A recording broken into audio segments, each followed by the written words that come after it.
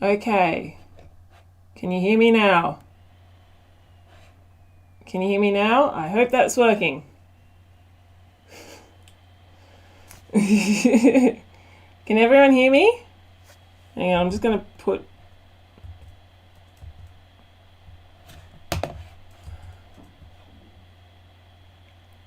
Alright. Can everyone hear me?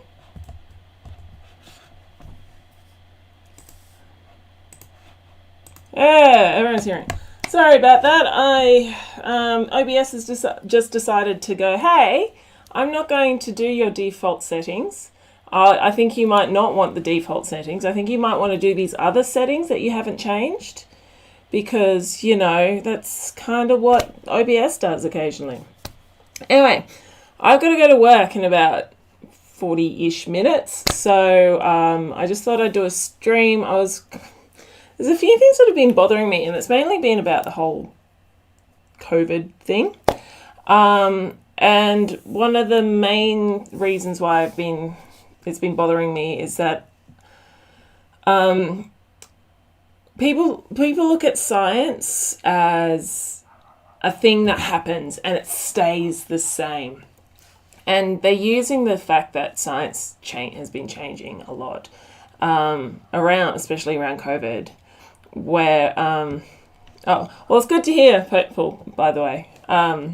It's been bothering me that people are using the whole change in science, which happens all the time, to suggest that science can't be trusted, which is completely not true. But first of all, I do want to say a very big thank you to all of the people in the chat. So I can see Junk Shop Library, Gotta Go For It, Purple, Mega Nuts, My Atheist, Callan, Jen with one N. Oh, hi, I'm sorry, Jinju? Is that how you pronounce your name? I have not seen you in my chat before, but welcome to my channel. I'm really proud to have you. I'm glad to have you around. So, I also want to apologize if you can hear the barking and the mowing and the stuff that's happening. So, Anyway, so I was thinking about making a video on this, but I can't see myself being able to do it in the next couple of decades at the rate my life is going at the moment. Jen, no, it's just started.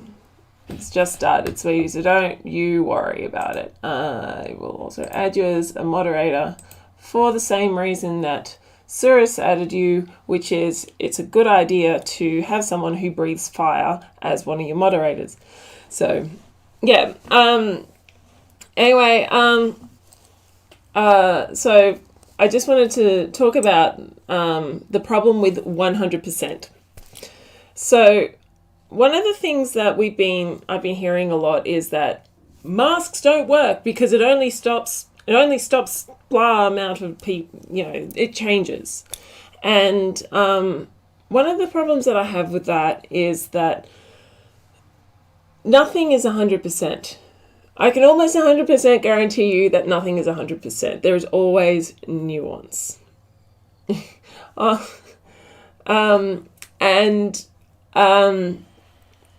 So like take for example, let's say the Gardasil vaccine came out, and this is the first time I've heard of 100% in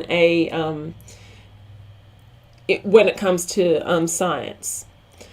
Where the Gardasil, that's the vaccine that causes that stops HPV, which is the virus that kills that causes cervical, anal, mouth, and throat cancers. It's you might know it as herpes simplex. It's a fairly benign disease, but it can cause cancer, and the Gardasil vaccine has proven to be 100% effective against the Gardasil vaccine. But that's the only time that I can think, yes, 100% of the time this will work. And even then I'm like, is it? I think maybe in the future they might find it might be like 98% of the time because, biology is biology. And one of the things that we keep hearing about is that mask does not work because, against COVID-19 because, it's only X amount effective. And the fact of the matter is people are concentrating on the X, the number, and looking at the 100 minus X.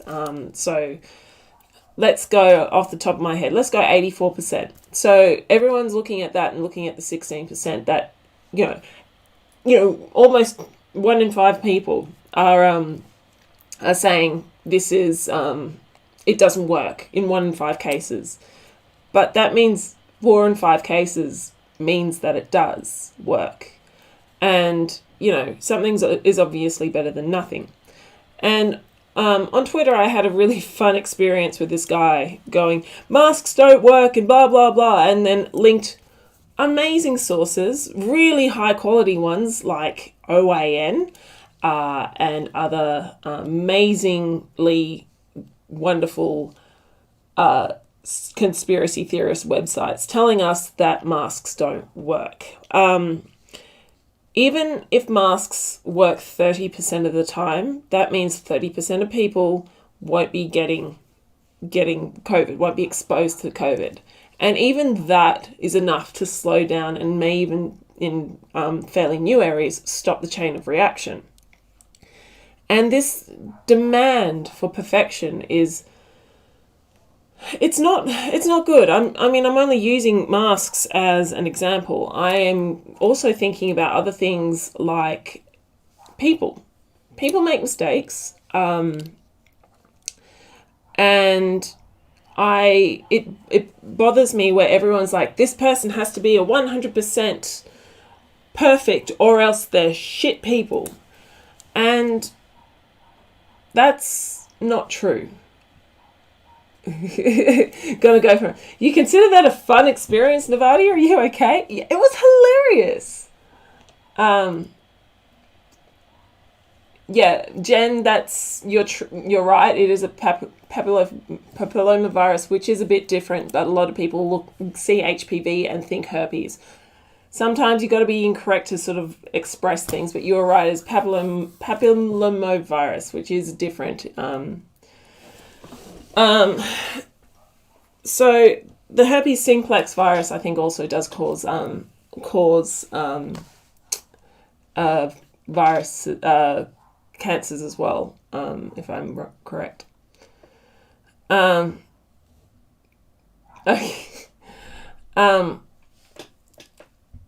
Oh, B. Millsabub says, my personal favourite source anyone's ever given me had lizard people in the title. That would have been wonderful.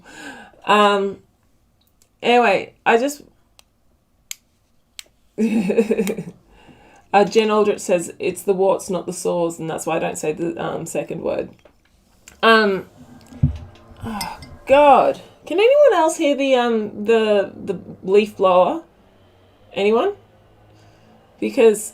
it's obnoxious, to be honest with you. Anyway, so I just wanted to say, we as a group of people look at things going, oh, if something's not 100%, it's not worth it.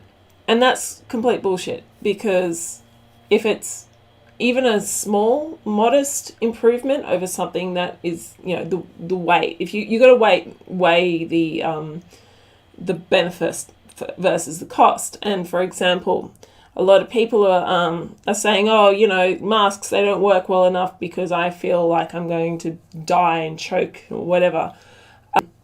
However, even if it's like 30%, as I said, if it was, let's lowball, let's say that masks, and I'm not streaming at the moment. Okay, all right, sorry.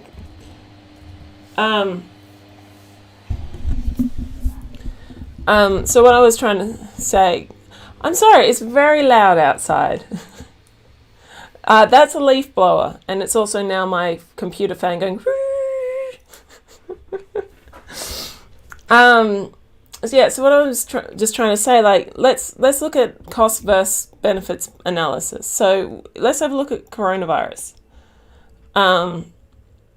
If we go for example, 30%. Let's lowball it. It's not 30%. I'm just going to say it's not 30%. The risk of infection, if everyone wore a mask, is up around 97%. Give or take, science is not settled, but we know they work and they're quite effective. Brainbug makes a very good point. If it was 10%, it'll still be worth it. And the reason being is that masks are cheap. They are uncomfortable, but, if 10% of people who would have got coronavirus did not get the coronavirus, the cost-benefit analysis is fine. It's fine. However, people are saying, the cost-benefit analysis is not worth it. If you look at something like seatbelts, for example, seatbelts also have been known and shown to cause severe injury to people, like broken necks, chest injuries, internal injuries, yet the benefits of it is at lower speed impacts, people don't get as badly injured.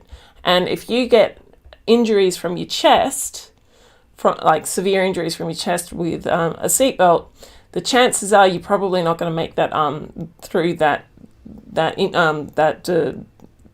accident. So that's people don't understand that, and it bothers me because, first of all, nothing's perfect. Nothing is perfect. And the demand that science is right first thing off is another thing that's really kind of bothering me. We aren't able to, as I said, this is a stream of consciousness, so I'm going to ramble. I do have ADHD, so I apologize to everyone who's going, what the fuck is she talking about? I'm missing stuff. I'm jumping around because I'm ADHDing today. So what was I saying? Okay. So again, I want to go back and talk about perfection in science. Science accumulates information. So it's not just like this has happened and voila, this is the right thing. And we as a species don't get taught how the scientific method works. And it often gets attacked by religious people who go, hey, science said this 15 years ago and now they say this, therefore you can't trust science. And that's not how science works. Science is a cumulative effect, and sometimes science gets things wrong. For example, COVID-19, going back to COVID-19, it was originally thought that that SARS-CoV-2, which causes which is the coronavirus, which causes COVID-19, was not spread through respiratory, like asymptomatically. And they genuinely thought that when it first came out, when the disease first became public knowledge. And so people are now going, oh, there you go, SARS doesn't spread asymptomatically. And then when it found out, oh shit, it does, it is, people go, that's, you said it earlier, therefore you should be terrible. Like, your science is wrong, we can't trust anything. But it's in the same way as sort of like you might meet someone and you think their name is Suzette, for example, and you talk to Suzette for few hours, and then they're like, Suzette, why do you call me Suzette? My name is Susie. That's the same sort of thing. You getting more and more accurate information. And the fact of the matter is, the reason why COVID-19's death rate completely fluctuates all the time is because different methodologies, more accurate methodologies, are becoming more and more developed. And so, and thank you, Atheist Pastor. Just making sure super chats are working. Can others test it as well? Thank you. I do appreciate that. So so the death, we're hearing like 0.1% to 2 to 4 to, we don't know, and we probably will not know the death rate of COVID-19 until decades into the future, because we're crunching the numbers as they come in, and with different reporting styles, different types of reporting, it's not uniform throughout the country or throughout the world. So some places saying, oh, we've got higher mortality rates because we also include X, Y, and Z within the diagnostic criteria of COVID-19 as to why people die. In the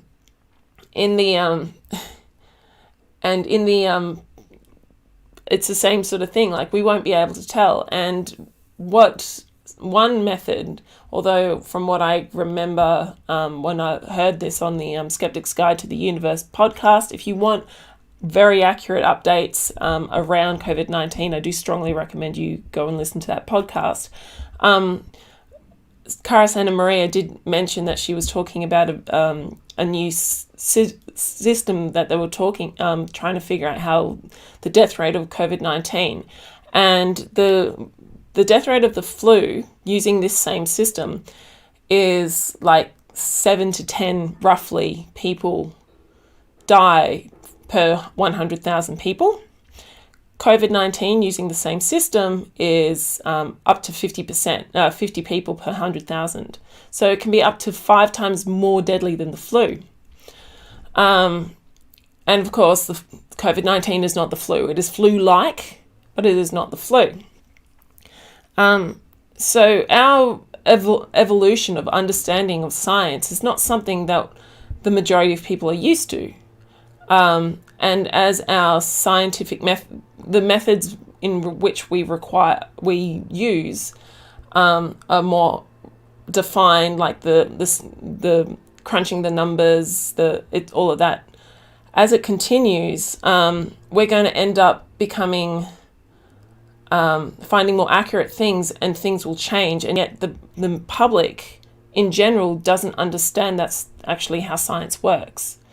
And it's concerning to me, because we as a species require 100% all the time. It's black and white, yes or no, and nothing is ever nuanced. Everything is nuanced.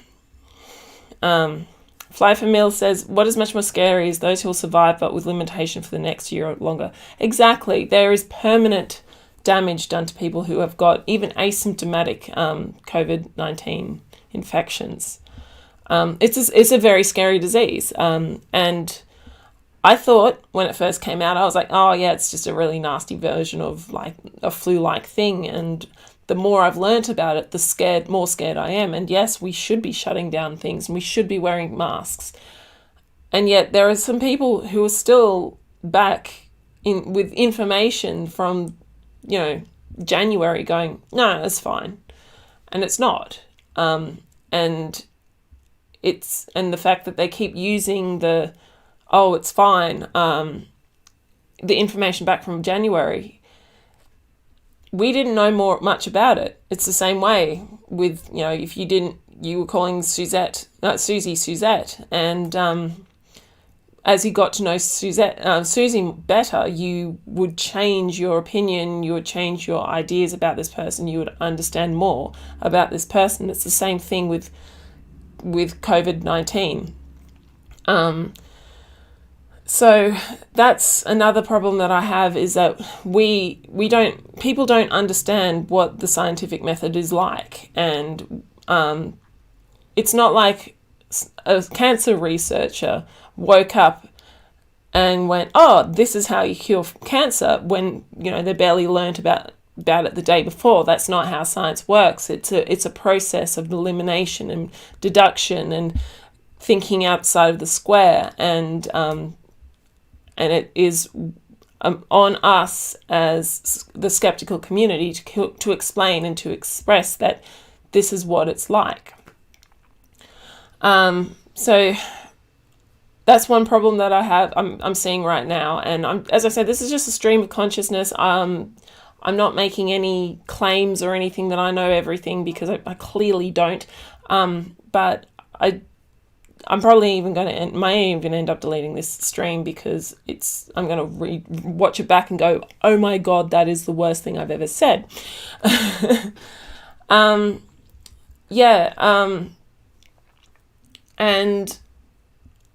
it's hard. It's hard for the majority of people to get this, and our science education, especially in the US, sorry, I'm throwing shade towards the US, but especially in the US, it is a scary thing to behold, to see how much the US just goes, this is what's happening, and the lack of proper education in science and reasoning.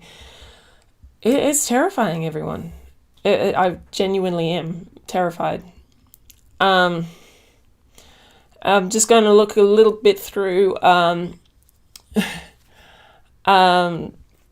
Rise with Orange says the US has no excuse. We got to see what happened to countries across Europe and Asia for months, but did nothing to prepare. That is true.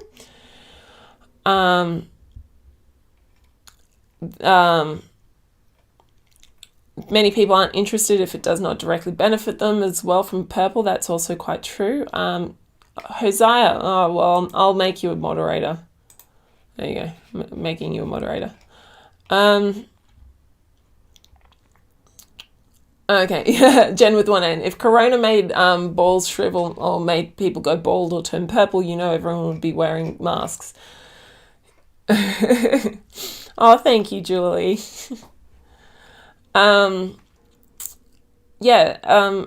so again, let's be aware and of the fact that 100% is completely untenable. You can't have a perfection. You can't have perfection in organic systems at all. It's one of the first things you learn in science, is just like, this reaction only has expected reaction percentage of 50% or something like that. Like the theoretical yield is 87%, but the actual yield is 42% because of X, Y, and Z. And it's scary, in my opinion. It's scary, the lack of respect people have. The next thing I also wanted to talk about was something about perfection in a person. We've all seen people come up and say something, Brainbug says, science is the observation of data collected from the natural world. As long as there's still data, science will continue to change and update. And that is true. And yet, people demand things perfectly. I do actually remember when the WHO came out with, we have processed this the SARS-CoV-2 virus, the genome, in 8 weeks. That's the fastest we've ever done it. I remember reading comments where people were like, well, why didn't you do this sooner? And it's like, it just broke a world record. What do you want? Like, seriously. And there are some record-breaking papers in speed coming out. Like, there was one where they started the experiment and then 9 days later had it published. Like, that never ever happens. But things are going at a very rapid rate, and yet here's people going, do it faster, and it's like, no, you can't do that. It's not tenable. Anyway, going back to the 100%. So I want to sort of kind of go and talk about people, because this is kind of scary. We've all seen, and we've even all experienced, or at least seen someone experience, where someone goes, hey, and they say something, and someone goes back 10 years ago and goes, you said this. And in my opinion, that is disgusting, because people can change and people can grow just like science. And I know for a fact that one day I might say something shitty, because I'm human, and I fully expect everyone, if I say something shitty, to turn around and tell me you said something shitty. And it is important for me that people do that, because I want to learn and grow as a human being, because I have said and done shitty things in the past that, I look back and just go, oh my God, that's terrible. But if I said something that I hold today that's a hell of a lot less shitty than something that I held 5 years ago and someone brought that up, that's not okay. And we don't let people make mistakes. One of the things I want to talk about is the whole, how would I say this? The whole issue last year with RR and that person. People make mistakes. People apologize. Once somebody's apologized and the apology is heartfelt and real, accept it. Don't keep going, you're a horrible person. That's kind of not cool. Suppose you could say that. Julie LaVoie says, actually, what I was thinking, I think the attitude stems from religious thinking. Like, my book has all the spiritual answers. Why doesn't science care for all the physical answers right now? It makes no sense. It is black and white thinking. Purity culture is amongst that as well. We don't allow people to make mistakes. We don't allow people to learn. We don't allow people to grow. And when somebody does learn and grow and they change their mind, they get called a hypocrite. And that's not okay, because if you learn and grow and then all of a sudden somebody turns around and calls you a hypocrite for changing your mind according to the facts given to you, it bothers me. It really, really bothers me. And we as a community need to call out that bad behavior. We need to stop demanding perfection from people, because there's no such thing, as I keep saying, there's no such thing, not in science, not in psychology, not anywhere. Which also kind of boils down to another thing that I want to talk about, is being able to accept that you've made a mistake, to apologize when someone calls you out on bullshit. You have to go, oh, okay, because, you have to accept that you too are not perfect. Wonder Lady says it's perfectly. It's the reluctance to acknowledge our faults is why we are stunted. I wanted to do a bit of a video on the whole Michael Sherlock schmozzle that happened the other week, where he used the R slur. If you don't know, I work in disabilities, and that word for me, even though I have ADHD, so therefore I do have a disability, I am not stupid. I'm not stupid. I'm not in that way disabled. I'm not a person who has a physical disability or anything. I just have ADHD, so I'm like, ooh. That's one of the things that Michael Sherlock did, was he said the R word, and the very see you, Jen. When he said the R word and he got called out, he just doubled down and tripled down, quadrupled down, rather than going, hey, I did the wrong thing. And I think we also need to start celebrating people who takes a step back and just go, oh, okay, I get you, I'm sorry. And I think we need to celebrate those people. And again, if I say or do anything shitty, I want people to point that out. And people have been doing well with a lot of people recently. And with the whole Michael Sherlock thing, and the whole Atheists Alliance, Atheist International Alliance, I think I'm getting that right. I could be wrong because Courtney is also Godless Mum. She's a beautiful person, and they're running they're both running a atheist group, and they're very similar names, so I always get them mixed up. Purple makes a good thing. I have great respect for people who admit their mistakes publicly. And I also have great respect for people who accept criticism with grace. I think we all need to start learning how to do that. This is how Navati gets psyched up for work. Wild boss level. Well, I'm getting close to needing to finish this. So what? Like with the whole thing with that group of people. So Michael Sherlock, David Silverman, John Richards. They do things that are kind of not okay, and they're screaming about cancellation and we're cancelling them. But the fact of the matter is we aren't.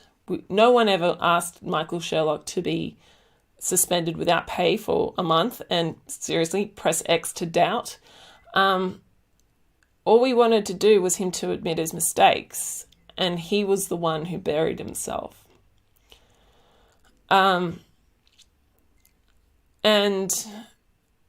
yeah, I wanted to say, we need to start celebrating people who are 80%, because no one's 100%. We need to stop with the purity culture. We need to stop with the taking criticism as a personal attack and start taking criticism as a way to be able to go, oh, okay, maybe I was wrong. Oh, hi, Rachel. Good night. I love you too.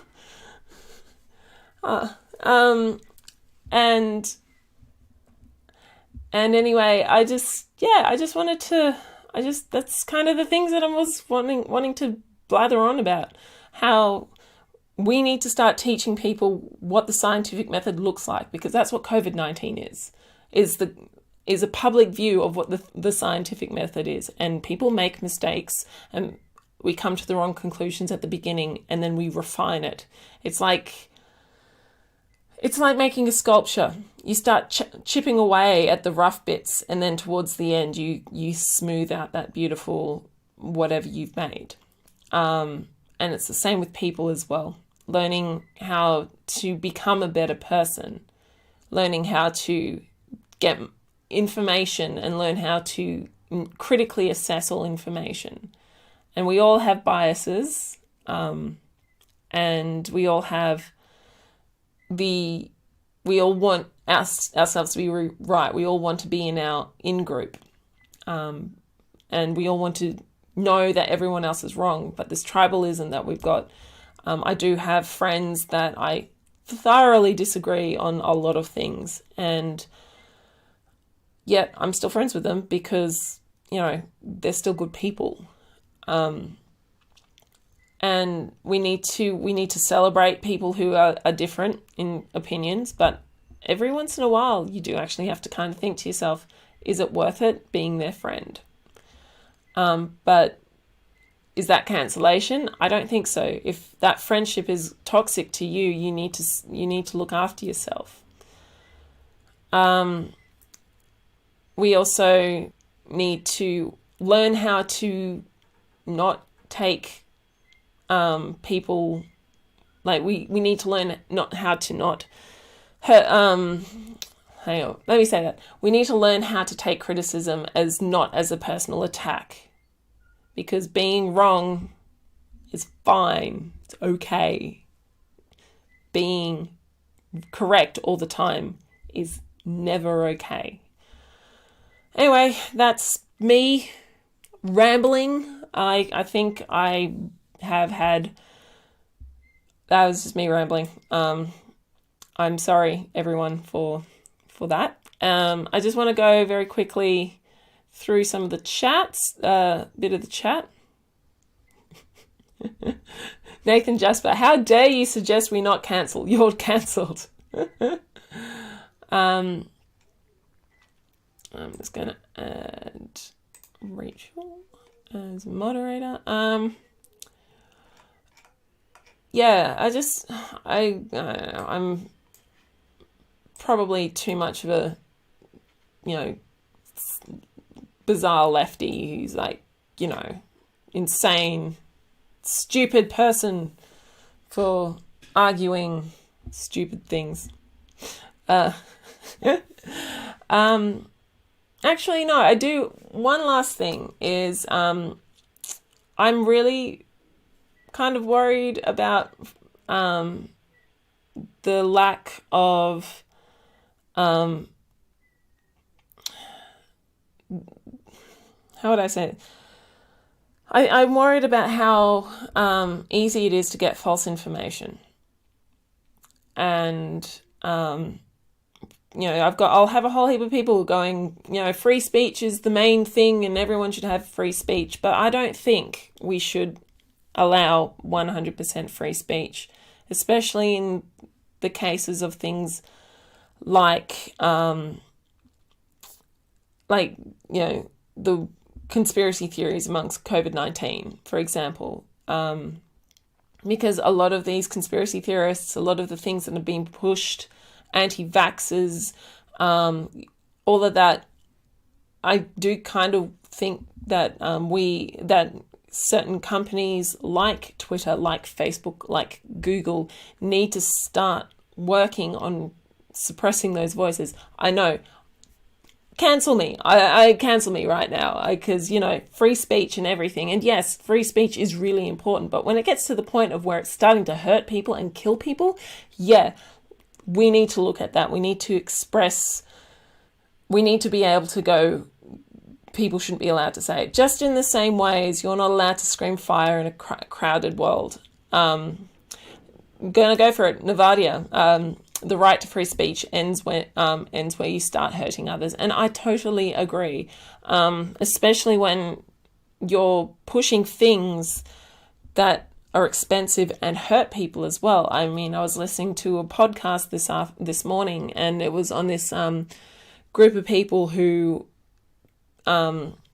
pushed alternative cancer treatments on people and cost them thousands of dollars, and they ended up dying. Like, these people ended up dying.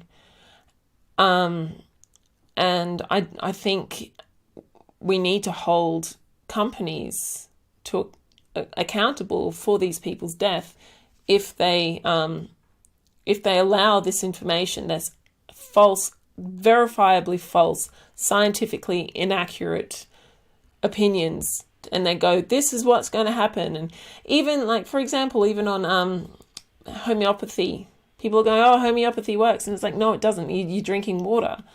And I haven't yet had anyone fight back when I said, if homeopathy works, then why is everyone sterile? Because, a lot of women have take chemical, like the pill or whatever. And if homeopathy works, then everyone should be sterile, but we're not. You don't see that. But I do think, you can go and say the most bizarre stuff, that's fair enough. But once you start pushing things that are deadly or are incorrect and cost a lot of money, and if you start talking about this, I do actually think, Google, Facebook, Twitter, these giant companies need to start stepping in and going, no, this is not okay. And I know, is sunlight the best disinfectant? I don't believe so. I think sunlight is a good disinfectant, but it also is required for plants to grow.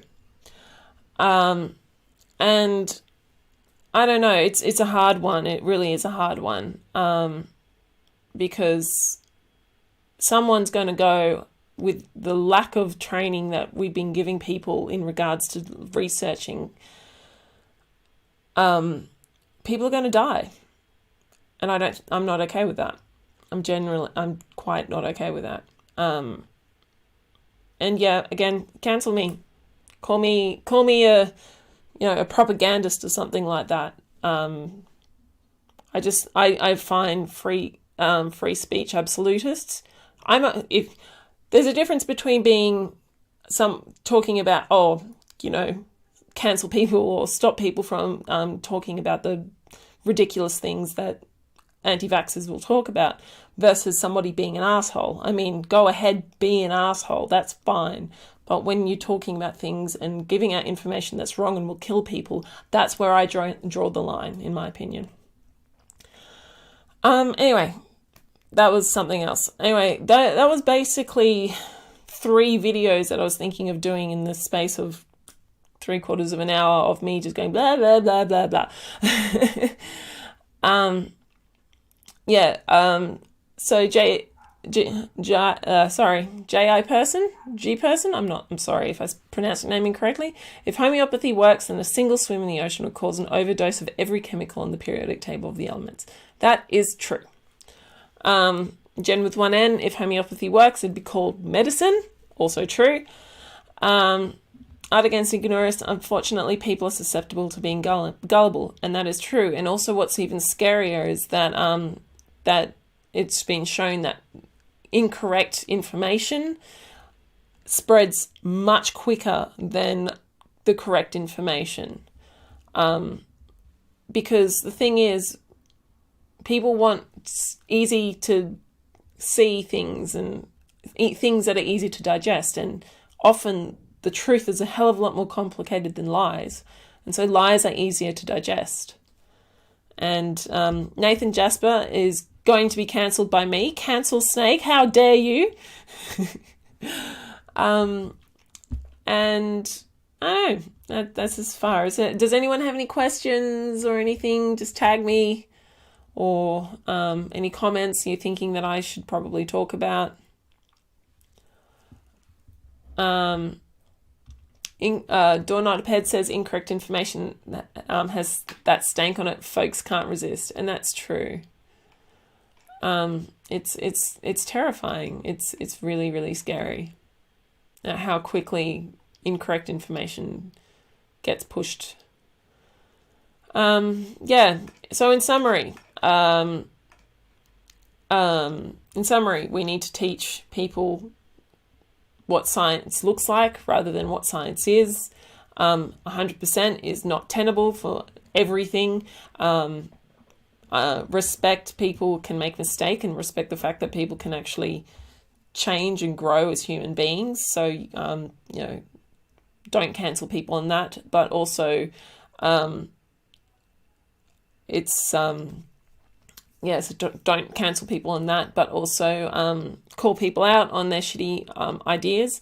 But when it comes to things that are very, very, very harmful, such as anti-vaxxers, such as COVID conspiracies, things like that, things that will actually hurt people, I do believe that, yes, right to free speech is really important, but once somebody is going to die or get very badly hurt due to what you are saying, I do think that we should have every right to cancel you and throw you off your platforms, because your right to free speech does not impinge my right to have life and to have a healthy and safe life.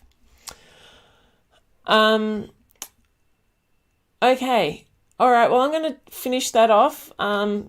Thank you for understanding my complete and utter inability to do OBS, because we all know that I am unable to do it. And anyway, I hope everyone has a good day, evening, night, whatever time you are currently listening to this. And don't forget, don't give yourself the raw prawn and scandium, iodine, nitrogen, and cerium.